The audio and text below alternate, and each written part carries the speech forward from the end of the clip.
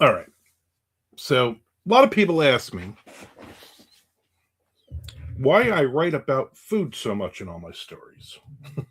So if you've read my Dirty Deeds 12 book series, James Gaffney, our main character, eats a lot. I mean, a lot of food, and he also drinks a ton of Dunkin' coffee. I mean, gallons of it. People are like, why?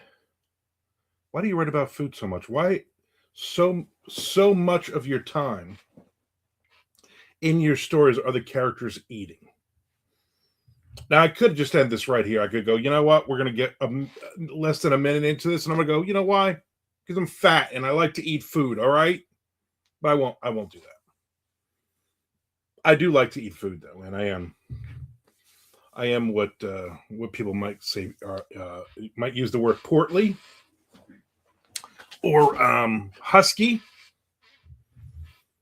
I went for my to get my suit for my wedding, 11 years ago or so, and the lady said that I needed to look in the portly section, which my wife thought was hysterical.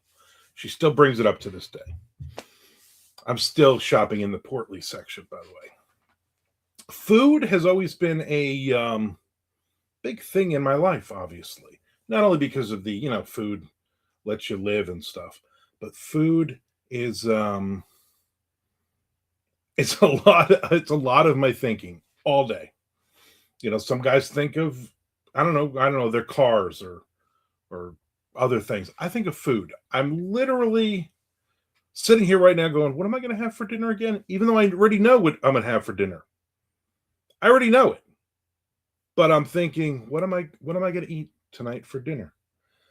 And you know what it is? It's like 10 minutes ago I finished lunch.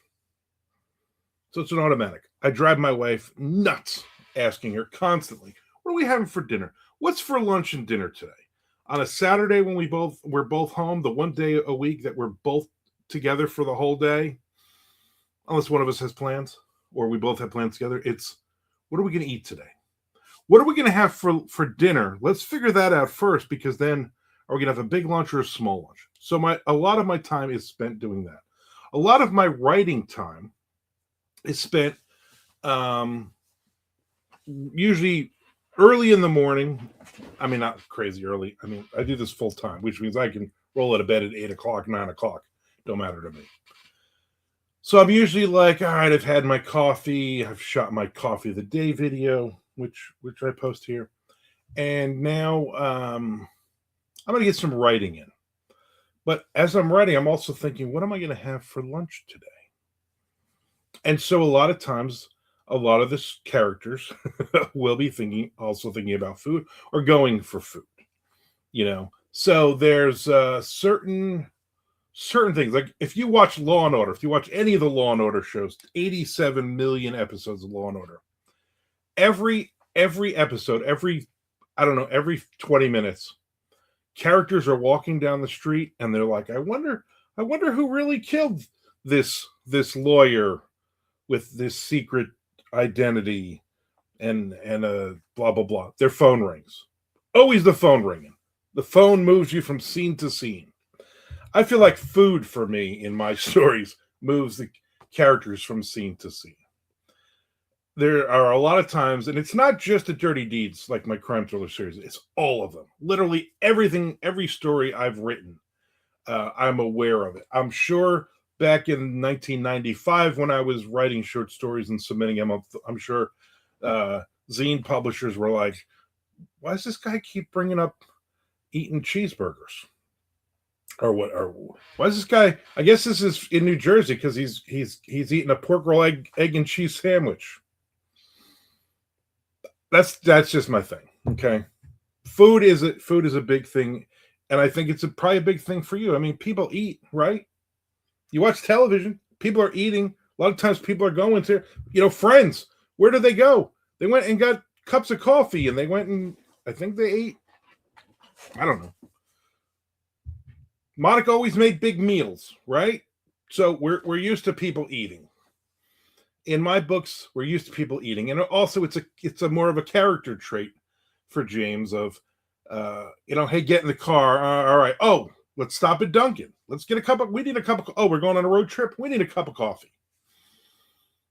It's also a lot of times I'll read, I write, and my wife is like my first reader in a bunch of, and she'll laugh and she'll say, I know exactly what restaurant this is without naming the restaurant.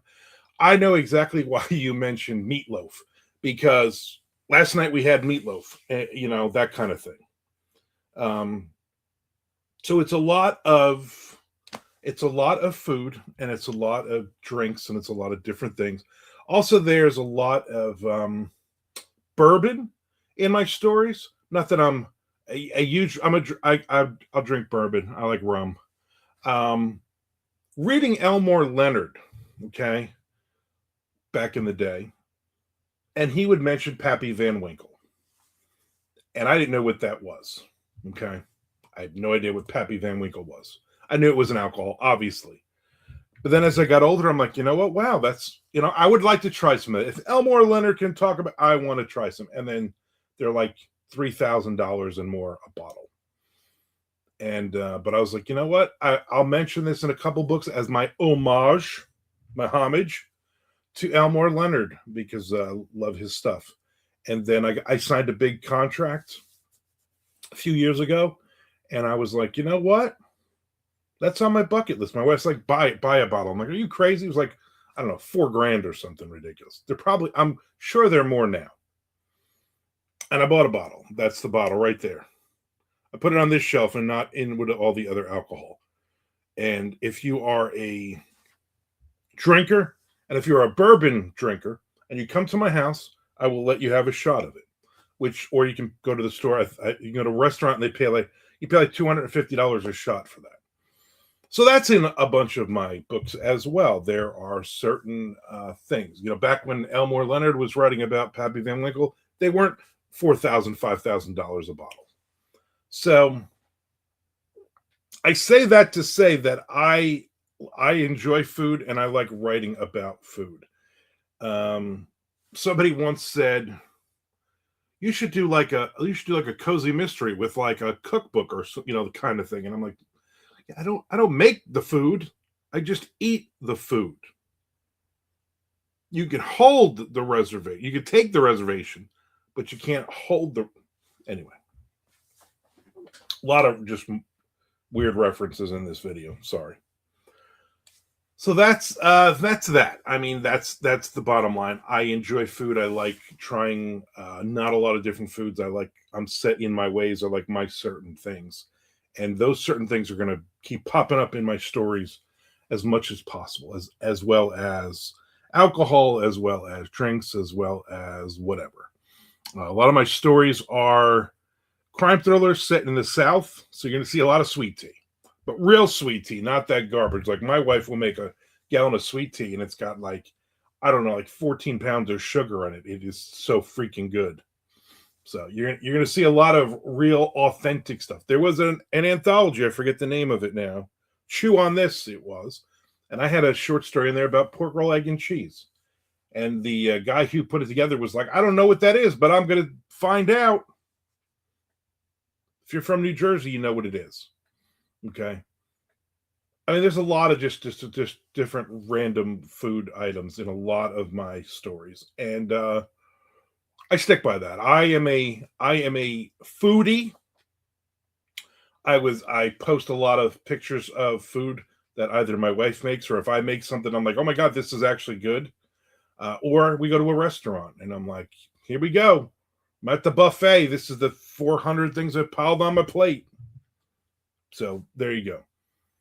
As a writer, if you are a writer, do you write about food? Are you conscious that you have food in all of your stories or most of your stories? Are you conscious of maybe you have something else that kind of bleeds from your real life into your stories? Because I'll literally, whatever I'm having for lunch today, a lot of times I'm working on a project.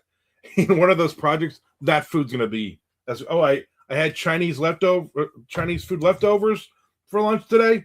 Guess what? These characters are all eating shrimp and broccoli combo, whatever. I don't know. I'm getting all kind of crazy here. Anyway, so that's kind of why. Why I write about food so much, because I'm not 100 pounds, and because I will never be 100 pounds, and I'm fine with that. Yeah, I could lose some weight. Listen, I know my head's gigantic. I get it. I could lose a few pounds, and I'm trying. I'm really trying. Except here's the problem: food is delicious. Food is just delicious. John Wayne Communale, you know who that is? He's a horror author. He's been to every convention on the planet. Great guy. Super skinny. I don't think he would be upset if I said that he smokes some of the ganja, if you know what I'm saying. And me and my wife absolutely loves the guy. It's the craziest thing. She likes his writing. She likes him. Okay, not saying he's a bad guy. I like him too. And whenever we go to conventions, he just doesn't eat. And my wife's like, "Hey, I got you tacos," and he's like, "Oh, thanks." He's like, appreciative, but he eats the tacos like he doesn't enjoy them. And she said, "Don't you like food?" And he said, "No. I eat food to give me some energy and keep me going, but I don't love food." And I found that a very odd thing to say. I mean, he weighs half of what I do. But I guess I love food. I grew up in a crazy relationship with food. Okay. I am an emotional eater. So when I'm in a really bad mood, I'm gonna eat as much crap as I can. If I'm in a really good mood, maybe I'll eat a couple extra donuts, whatever. My wife, unfortunately, is the same way. So we have a lot of sweets and a lot of stuff we probably shouldn't be eating in the house. And she'll have a bad day at work. I have a bad day, whatever. And then we just eat, and we don't stop. Every now and then I'll be like, you know what? I need Chinese buffet, and I'm going to go get like 5 plates of food. Don't stop me. Don't get in my way. Don't get between me and Szechuan chicken. So I guess that's what it is. I love food. I think about food all the time. All the time. Right now I'm sitting here going, we have Entenmann's Devil's Food donuts in there. And I think I have 4 of them left. And I eat them 2 at a time. You got to eat them 2 at a time. Who eats one donut? And so the idea is, should I save them? Should I save them for later? Should I save them for my snack for dinner? Should I have them a before dinner snack? I mean, this is all day. This is all day in my head. So what I do is I exercise those food demons onto the stories, and people eat food. People eat a lot of food. I especially like when characters go to other countries or they go to restaurants, specific ethnic restaurants, because then I'm like, let me pull up that menu. Let me look at that menu and figure out what these things are and add those into the stories. It gives it some flair, some exoticism. I'm just making up words today. So there you go. Food. I like food. That's the bottom line. You like food? Or are you one of these people like, yeah, food is it just gives, it just keeps you going. I'll just eat some oatmeal. I'll put on my yoga pants and drink pumpkin spice everything. I don't know what that has to do with anything.